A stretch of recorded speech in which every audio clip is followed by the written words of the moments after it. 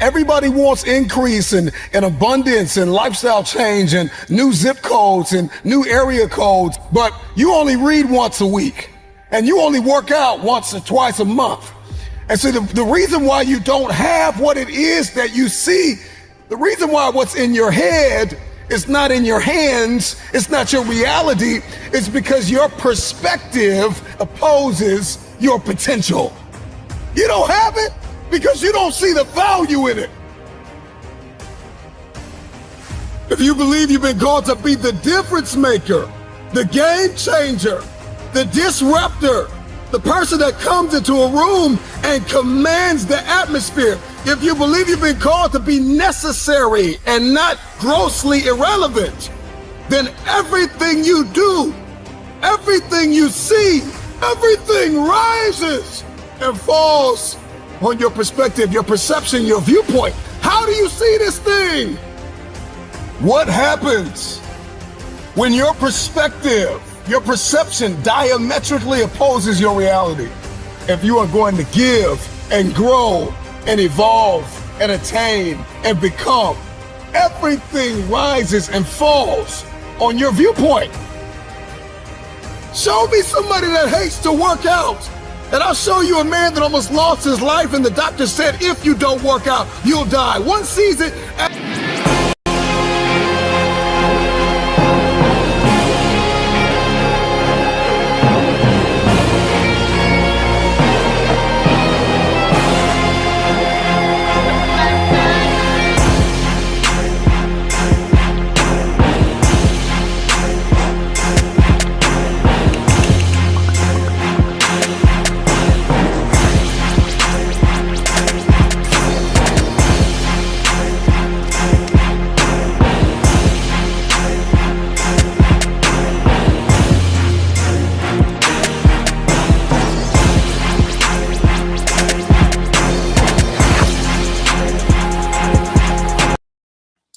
All right. Happy Thursday, everybody. I pray that you're having an amazing morning. Hey, Instagram, y'all saw that? Happy Thursday. I pray that y'all having an amazing morning. Hey, listen, we said it yesterday. I'm going to say it until you start feeling it, not just accept it, but absolutely start feeling it. I am unapologetically happy. Can you declare that this morning? No, seriously. Can you declare that this morning? I remember a time I was extremely busy. I was running from here, boom, boom, boom. And somebody sat me down and said, hey, I know you're busy, but I got a question for you. Are you happy? Man, I was speechless, and I'm rarely speechless, but that question touched me deeply. And today I can say I am unapologetically happy. Come what may, that sound like we about to go to church, from day to day, I am unapologetically happy. Despite my circumstance, despite what's on my trail, despite what I'm feeling on the inside, I'm declaring that. That's how we're declaring every morning. Every single morning, we're declaring that. I am unapologetically happy. That's the position, the state I'm going to be in. That's the disposition I'm going to be in. If I'm gonna lose anything, I'm gonna be happy losing it. If I'm gonna gain anything, I'm gonna be happy gaining it. I'm just happy. All right. Good morning. Hey, listen, every single morning we open the prayer line up, and we initially started off by challenging you to be thankful to God for something. Okay. It's you want to be specific. Can it be life? Can it be joy? Can it be peace? Can it be happiness? Can it be family? It can be whatever your heart's desire. But this morning, you ought to have something to thank God for. And so that's what we're doing this morning. Can you say one thing that you're thankful for this morning? I always pose this rhetorical question. If you woke up this morning with only what you was thankful for yesterday, what would that be? And who would be in your life? What would be in your life? And literally, where would you be? I am thankful this morning for it all. I can't break it down. I'm just thankful for it all. Okay. And then the second thing we do on this prayer line is we try our best to share this with at least 5 to 10 to 15 to 20 people. because we want everybody in a conversation that is healthy. Also, I used to say this all the time, and I say it today, that you and your friends ought to have a more diverse conversation outside of church about church without having to explain church to them or God. And so I challenge people to bring their friends in so your friends can be a part of a healthy spiritual conversation. For years, we're not trying to be politically correct or theologically. Our framework is not just that, right, Corey? We deal with all kinds of stuff on this prayer line: social, chemical, spiritual, financial, all those type of things. So it's a healthy balance in our conversation. So I'm challenging you to share this with as many people as you possibly can, and get them in the prayer room this morning. Let's shoot our numbers back up like they once were. Okay. Hey, listen, yesterday we started talking about a conversation that says later costs more. Can you put that in the comment section? Later costs more. And there's something else I wanted to subtopic this topic, Janae. I wanted to say too late was once on time. Too late, listen to that. Too late was once on time. I'm gonna say it one more time, because when it hits you, I want your fire emojis this morning. Too late was once on time. Later is going to cost more. I'm not sure specifically why the Lord would have me have this conversation with you all as I come back on the prayer line, but I do believe that there are some moments and some seasons of our lives that is plagued with what we call urgency. Come on, if you're not, I want you this morning. We used to say in the beginning of the prayer line too, I want you to be my note taker. That I believe this, live through it a couple of seasons where the Lord would plague it with urgency.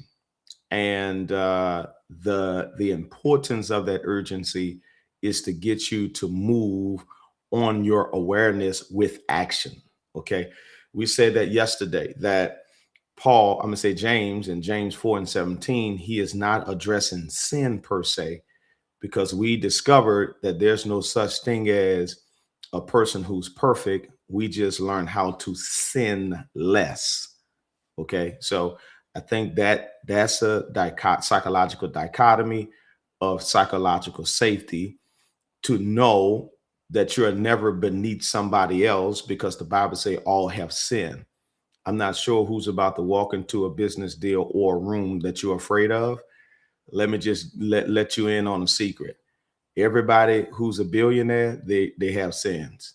Everybody who's a millionaire, they have sins. Everybody who's an entrepreneur, they have sins.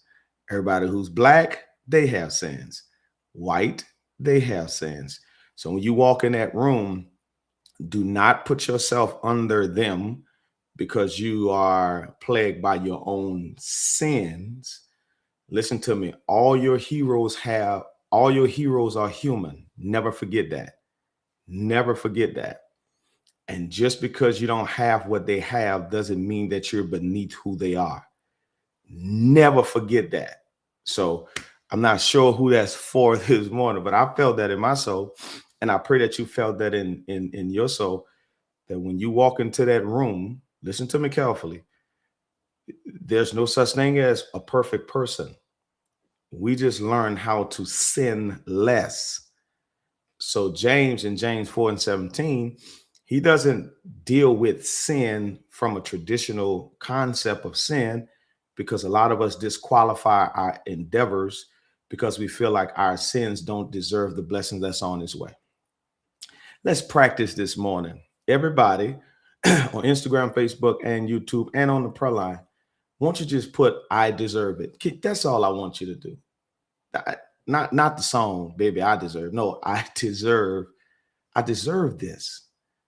I want you to start practicing psychologically and push past your emotional barriers. I deserve this. And stop lifting your own sins to determine the darkness of your sin versus what you deserve in life, the blessings, the door opens, open the favor, the good friends. Man, you deserve this. You do. You do. The Bible says all have sinned. He never called us to be perfect. He just told us to participate and to try to be. I tell people all the time, I never tell people I'm perfect. We all have sinned. That's not a secret. That's not a secret. That's not a secret. All right. So James 4:17. I want y'all to keep that in your heart, because yesterday we said this, and I want to hurry up so I can talk about the accumulation of delays, because we're getting into this conversation about procrastination. In essence, we said this: the life you regret tomorrow is being decided by what you are postponing today. Okay, so James come to these people, and James don't preach what we call a dogma, a dogmatic theology that you're going to hell because of sin. James said there's a bigger social discrepancy at stake. You all are not sinning in a traditional perspective, but you all are wasting a whole lot of time postponing things you need to do today so your tomorrow can be thankful for. Then we said that the danger isn't that you don't hear God. The danger is you have taught yourself not to respond to him. Okay. I think there's a lot right there that I can unpack, but I don't have too much time. The danger is not that you don't hear him, you hear him. It's not a person on this earth don't know right from wrong. Y'all remember that commercial? They used to have the angel on one side, the devil on the other side of their shoulder.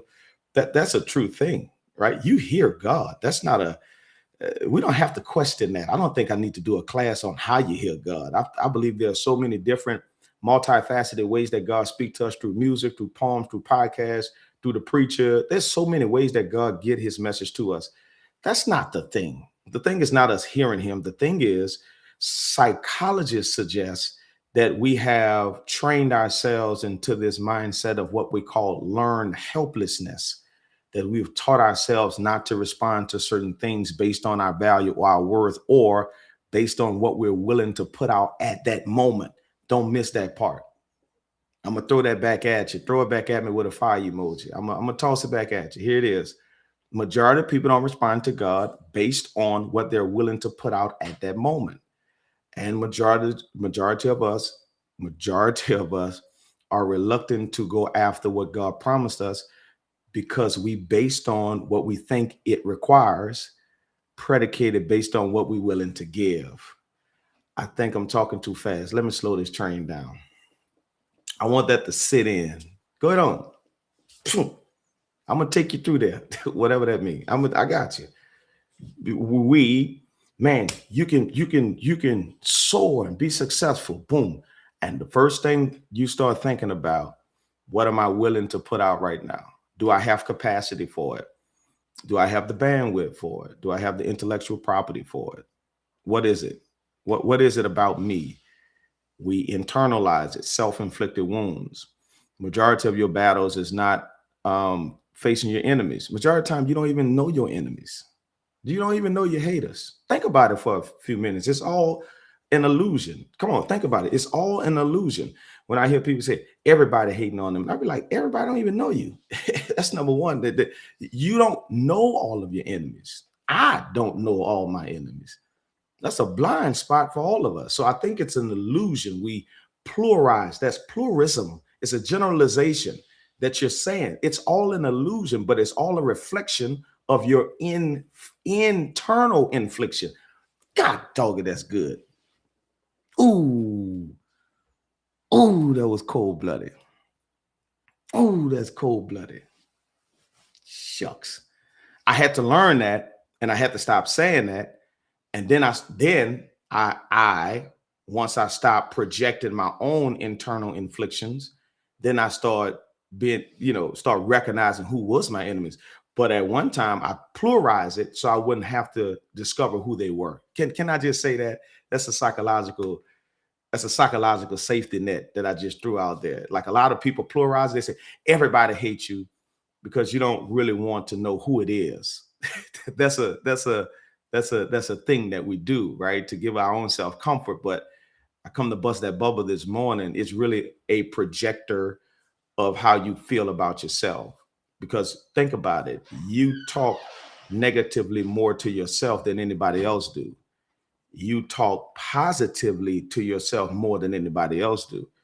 Your perception and perspectives are processed through you before it is absorbed from anybody else. Y'all got to talk to me this morning. You talk to you more than anybody else. That's why, and this is where all my red hearts coming in. That's why the most important words you would ever say in life is what you say about yourself. Here it is, to yourself when you are by yourself. Run that back, DJ. No problem. No problem. I'm coming back at you. I feel this morning is supposed to be like crazy anyway. Come on, let's do it again.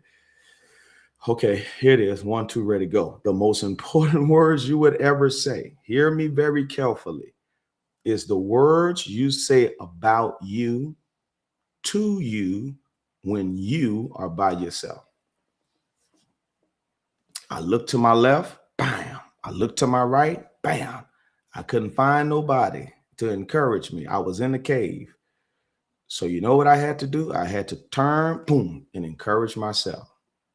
That's what David says. That's what David says. That's what David says. All right, here it is. Look to my left, boom. Look to my right, couldn't find nobody. So I had to holler at me, because I'm going to be with me for the rest of my life. So one more time, the most important words you would ever utter in life is what you say about you to you when you're by yourself. Okay, so the emphasis of James chapter number 4, I have 4 minutes to do this and I'm gonna pray. The emphasis of James 4:17 is James is telling these people that just because you delay on acting on your awareness does not mean what you are delaying towards or on disappears. That is one of those things we struggle with. We think if we ignore it long enough, it goes away. we think that if we just don't give it attention, it automatically fades away. And I tell people all the time, just because this is cold-blooded right here, so y'all got to throw me some fire emojis. Just because it lie dormant does not mean you've been delivered from it.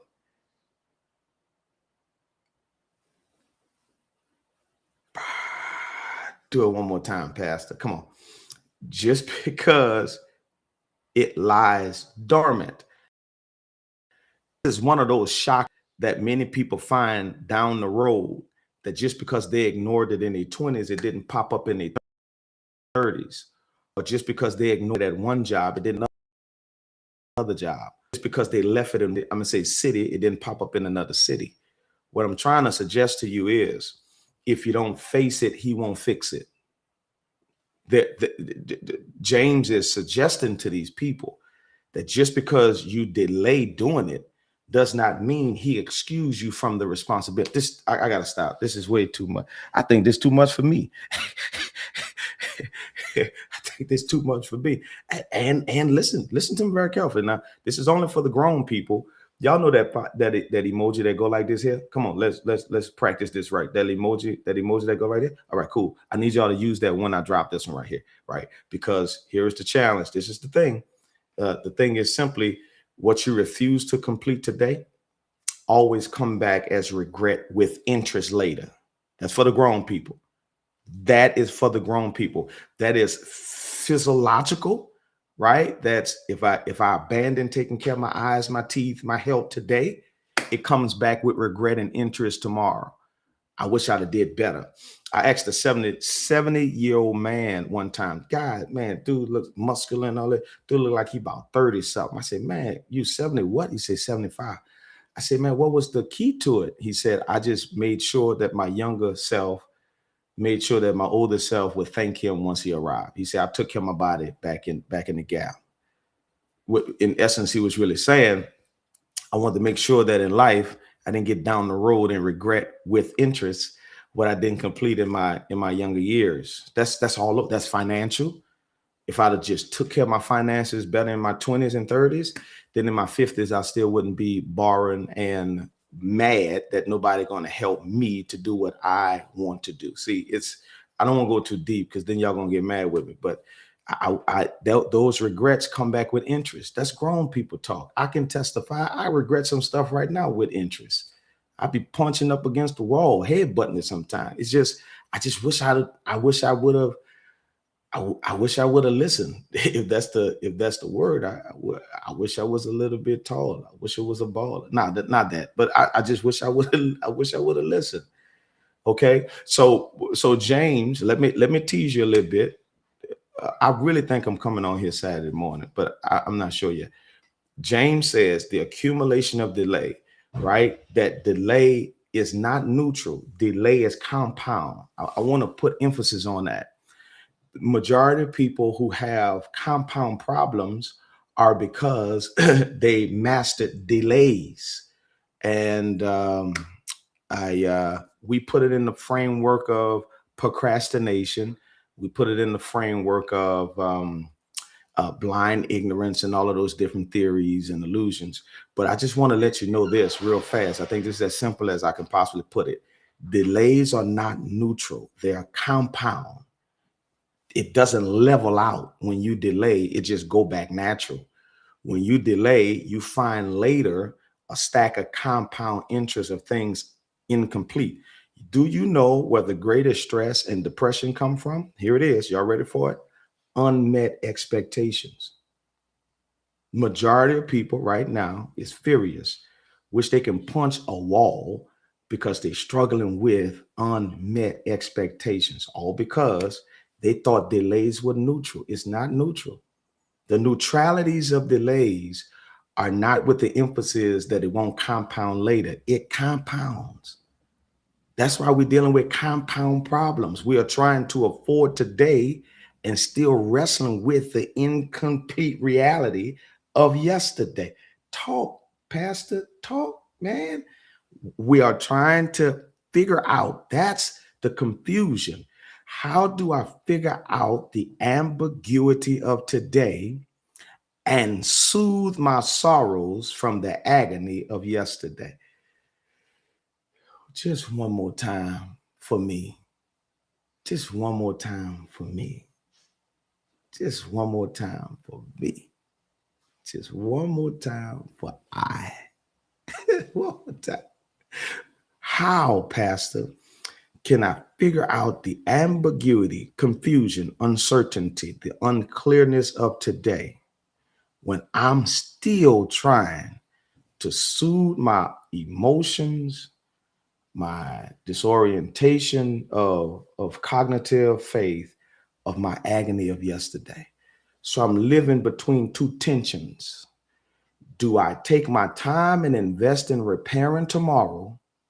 Or do I take my time and invest in propelling me to a better, to repair yesterday, or take my time to invest and prepare me to a better tomorrow? We live between those two tensions. And that's my prayer for you this morning, is that God give you a solution, a strategy. You know, I tell people all the time, Solomon takes his sons. I'm running out of time for real. Solomon take his sons, and he tell his sons in Proverbs 24, he said, you think strength is the ultimate thing in beating your enemies. He said, no. He said, the way you beat your enemies and the way that you go through life is with a strategy. That's my prayer for you this morning. I want everybody to put strategy in the comment section, because I know what it feels like to live between the two tensions of tomorrow and yesterday. Father, I thank you now, Lord, as you have blessed us to wake up this morning, full health, framed in our right minds. I pray this morning that somebody woke up this morning with the notion that they refuse to live another day without what was promised to them. I pray this morning that they woke up with a notion that they will no longer soothe the agony of their yesterday, but they will go through, figure out with a strategy, the ambiguity of their tomorrow. So I pray today that they don't live or die in between the tensions of yesterday and tomorrow. So speak to our hearts, speak to our minds. I pray for somebody who is sincere, that you give them a strategy so clear that the people they need and the environment they need belongs in. It's automatic. It's like automatic doors that you're about to send their way. It's in Jesus' name I pray. Amen. Can y'all do me a big favor before you leave the prayer line this morning? Two things, two emoji and a word. I want you to put a door and put strategy. I just heard that in my spirit. Just listen to me very carefully. Listen to me. You might not know me, but there are thousands, hundreds of people I speak to every single week. We speak to over 100,000 people every single week by radio, by church, by prayer line. Listen to me. Put a door and put the word strategy right beside it. And I believe God is going to give you automatic doors and give you a strategy to get there. For everybody who's on, repost this again so somebody can listen to this later and they can be blessed by it. People look at this prayer line all day long, 24 hours. And I want you to share this with somebody. Hey, listen, Bible study was absolutely amazing last night. If you have not registered for Monday is almost sold out. We only have like 25 more tickets available. If you have the book already, it's free. So just register right now. Type driver's seat, the number 2. A link going to come to your DM. I'm coming in your DMs, right? A link going to come in your DM. If you don't have the book, the ticket to enter is just a purchase of the book. We have the incoming sheriff of Orleans Parish going to be there, Michelle Woolfolk. We have Judge Clint Smith, who operates the juvenile court systems. We have the DA, District Attorney Jason Williams, going to be there. Representative Royce Duplessis is going to be. There's so many people going to be there. Intimate conversation about the prison pipeline, about who's the alarming statistics in the prison system right now. All of those things going to be there. So just type driver's seat, the number 2, get your ticket. If you have the book, it's free. If you don't have the book, the entry is just purchasing the book. We're going to drink matcha together. We're going to have a conversation. My team said y'all got to have some snacks. The DJ is going to be there. I'm going to be there. And I want you there. So driver's seat, the number 2. And I'm going to send something to your DM. All right. May 13th, we are one. My birthday. Everybody have to be there. No excuses. We all going on a date May 13th for my birthday. The Archbishop, everybody, rabbis, bishops, pastors, everybody going to be there. All right. I cannot wait to see 2,500 people May 13th at Rock of Ages Baptist Church. Get your We Are One t-shirts right now. You could type that in the comment section too. We are one. All right. Come on, y'all. We can. We will. In Jesus' name. This story can't end until you and I win. I love y'all for real, man. Don't let nobody tell y'all nothing different. Y'all have the most amazing day of your life. Y'all be blessed. Hey, listen, y'all.